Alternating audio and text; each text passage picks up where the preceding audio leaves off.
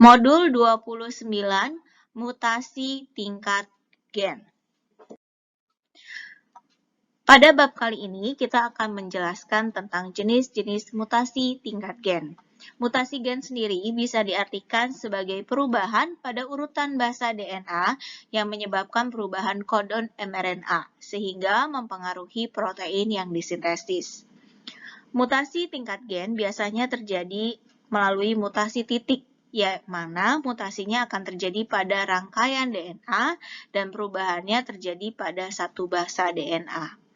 Jenis mutasi titik antara lain adalah substitusi, insersi atau penambahan, dan juga delesi.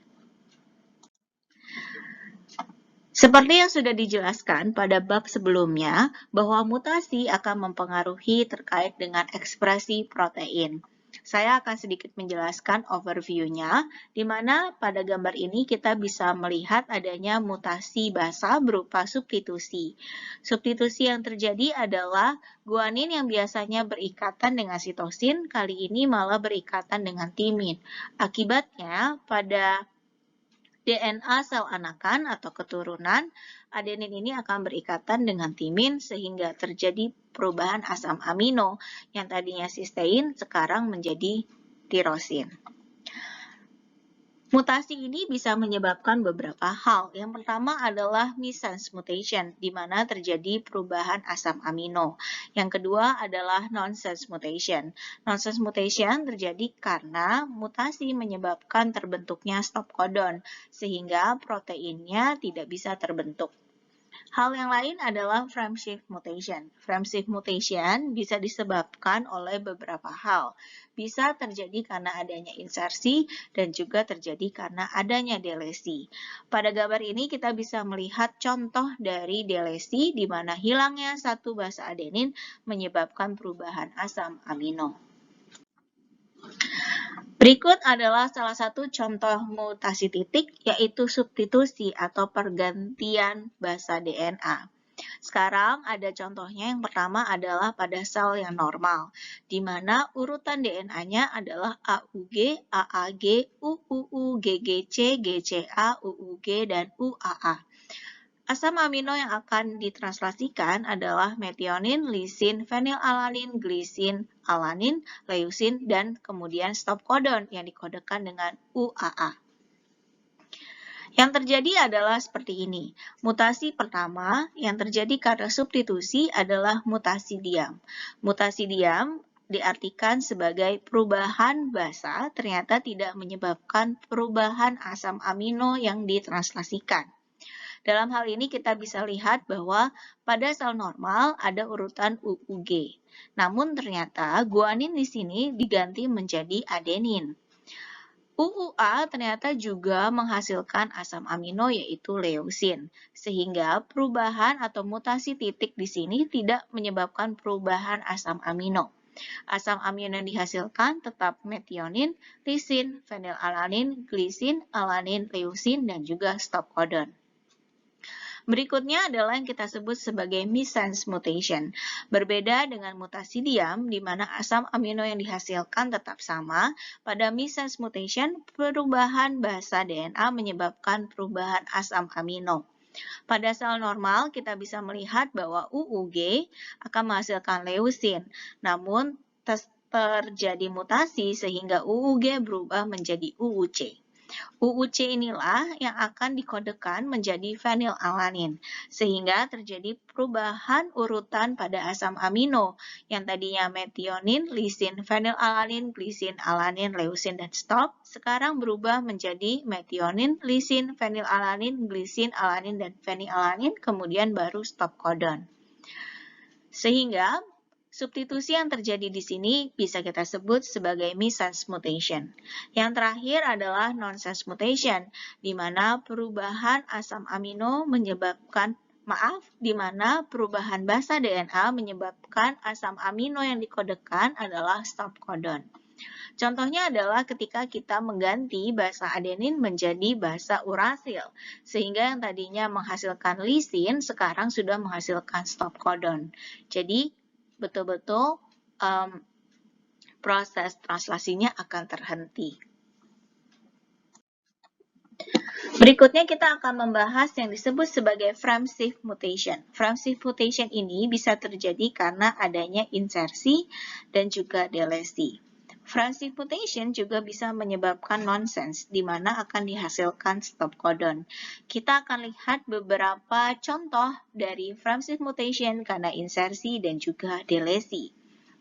Yang pertama adalah pada sel normal kita memiliki urutan basa DNA yaitu AUG, AAG, UUU, GGC, GCA, UUG, dan UAA.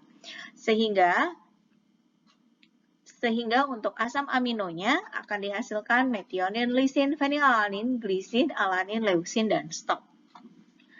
Perubahan akan terjadi di antara urutan basa DNA GG dengan basa DNA C. Jadi di antara urutan G dan C pada asam aminoglisin ya. Teman-teman bisa melihat yang saya lingkari di sini. Mutasi yang pertama terjadi adalah insersi, di mana di antara G dan C ternyata ada insersi satu basa DNA yaitu adenin. Hal ini akan menyebabkan urutan DNA menjadi lebih panjang dan juga menyebabkan perubahan susunan asam amino yang dihasilkan. Yang tadinya kita bisa melihat ada metionin, lisin, fenilalanin, glisin, alanin, leusin, dan stop. Ternyata karena adanya penambahan basa adenin, maka stop kodonnya berubah sehingga dihasilkan asam amino yaitu metionin, lisin, fenilalanin, glisin, arginin, isoleusin, valin, dan juga tidak ada stop kodon di sini.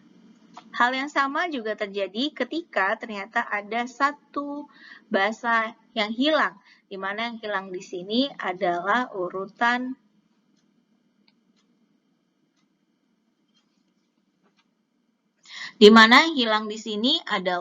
basa sitosin.